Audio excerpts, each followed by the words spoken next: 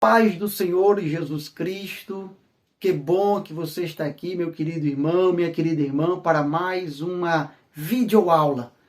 Nós estamos em uma série de estudos bíblicos acerca do capítulo 4 do livro do Apocalipse. Então seja bem-vindo para mais uma oportunidade que temos de crescer e nos fortalecer no conhecimento da palavra de Deus. Nas aulas anteriores, nessa série de estudos, nós já vimos que o apóstolo João, ele é arrebatado em espírito, levado para uma outra dimensão, isto é, ele é retirado da terra, levado ao céu, para obter revelações de Deus. Inclusive, nós falamos sobre a porta aberta no céu que ele viu, que é a porta da revelação.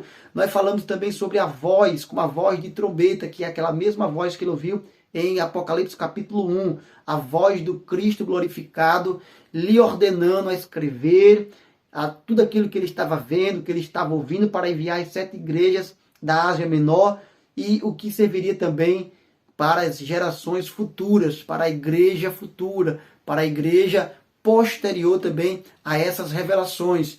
O apóstolo João também vê um trono, nós falamos sobre um trono. Você pode conferir essas videoaulas de estudo acerca do capítulo 4 em nossa lista de vídeos aqui em nosso canal no YouTube. Hoje nós vamos falar sobre aquele que está sentado sobre o trono e também sobre o arco celeste que está em volta desse trono. Quer conferir isso? Então fica conosco até o final deste vídeo. E o versículo que nós iremos analisar hoje é o versículo de número 3 do capítulo 4 do Apocalipse, que diz: "E o que estava sentado era na aparência semelhante a pedra de jaspe e de sardônica, e o arco celeste estava ao redor do trono, e era semelhante a esmeralda." Aqui nós vemos a descrição daquele que está assentado sobre o trono. Se ele está assentado sobre o trono, é porque ele tem autoridade, ele tem poder sobre todo o universo. Se ele está assentado sobre o trono, é porque ele tem legitimidade para reinar. Aquele que está assentado sobre o trono tem controle sobre todas as coisas, sobre tudo e sobre todos. Em cada intervenção humana existe um controle que vem daquele que está assentado sobre o trono. Este que está assentado sobre o trono fala de sua exaltação, de sua majestade, de sua soberania. Ele é o Senhor dos senhores e o Rei sobre todos os reis.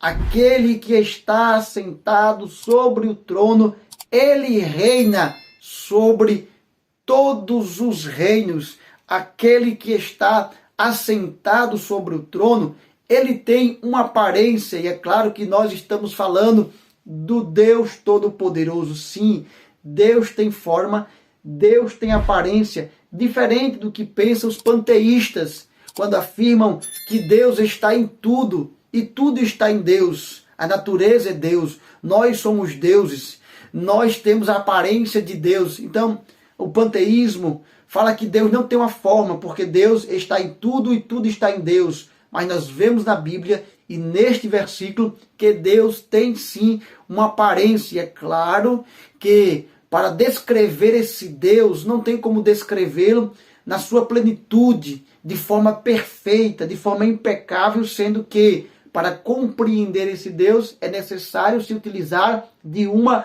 linguagem humana para tentarmos compreender, nem que seja ali tateando como é esse Deus. Então perceba, em Apocalipse capítulo 4, e o versículo 3 fala que a sua aparência é como o jaspe e como a sardônica. E olha que interessante, quando João tem a revelação da Nova Jerusalém, lá no capítulo 21 deste mesmo livro da Revelação, ele vê que o alicerce da Nova Jerusalém é feita com material, com essa pedra preciosa chamada jaspe.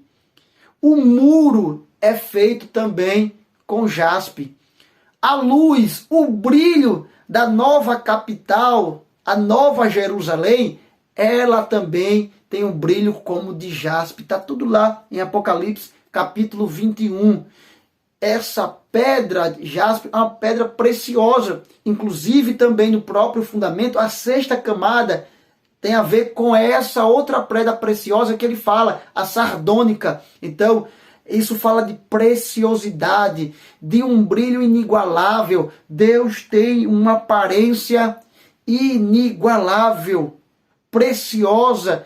Ele tenta descrever essa aparência de Deus e ele traz à tona pedras preciosas. Ainda sobre a forma de Deus, lembro-me de Ezequiel, pois neste capítulo 1 de Ezequiel, versículos 26 ao 28, é possível fazer um paralelo com o que nós estamos falando. Versículo 26 diz: e por cima do firmamento, que estava por cima da sua cabeça, havia uma semelhança de trono como de uma safira.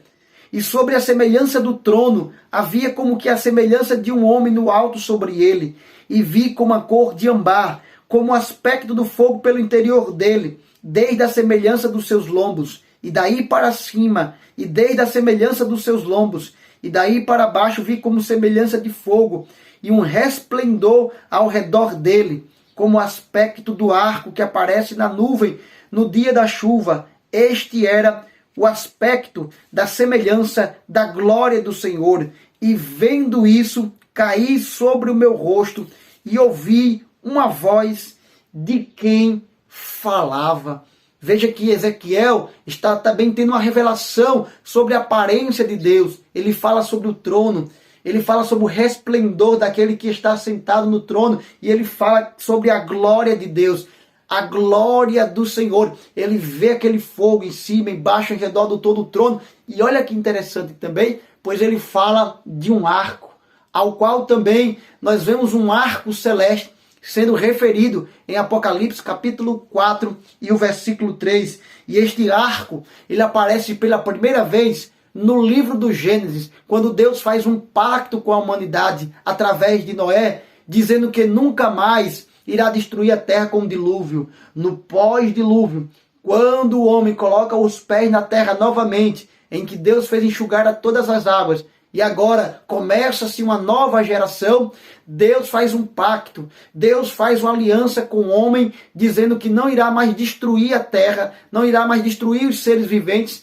com água, com o dilúvio. E ali Deus faz um pacto, e o pacto é representado, é simbolizado, é colocado como um arco, uma aliança, para que toda vez o homem se lembre desse pacto, se lembre dessa aliança. Então esse arco também é visto lá no trono de Deus, tanto por Ezequiel, como também pelo apóstolo João. E este arco fala de compromisso de Deus com o homem, fala de uma aliança, fala de uma promessa eterna, fala de uma esperança que o mal não pode aniquilar, de uma aliança que o mal não pode destruir. A aliança que Deus fez com você, meu irmão, a aliança que Deus fez com você, minha irmã. O diabo, os demônios e todas as potestades do inferno não pode romper esse pacto. Nada pode romper a aliança, nem a morte, nem a doença, nem o porvir, nem o futuro, nem os anjos caídos, nem os anjos poderosos de Deus. Ninguém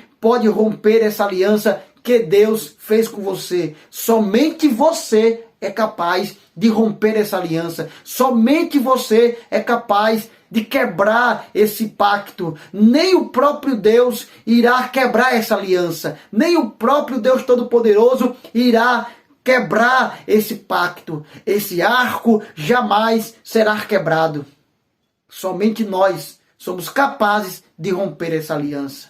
Então, o livro do Apocalipse não é apenas um livro de terror, de medo, não. Apocalipse é um livro de aliança. Esse arco que está em volta do trono fala de aliança, fala de esperança. Apocalipse fala disso, de trono, de um Deus que está sobre o trono e que governa todos e todos e que está no controle de toda a história da humanidade, inclusive da história da sua vida. E Ele é um Deus de aliança. Amém?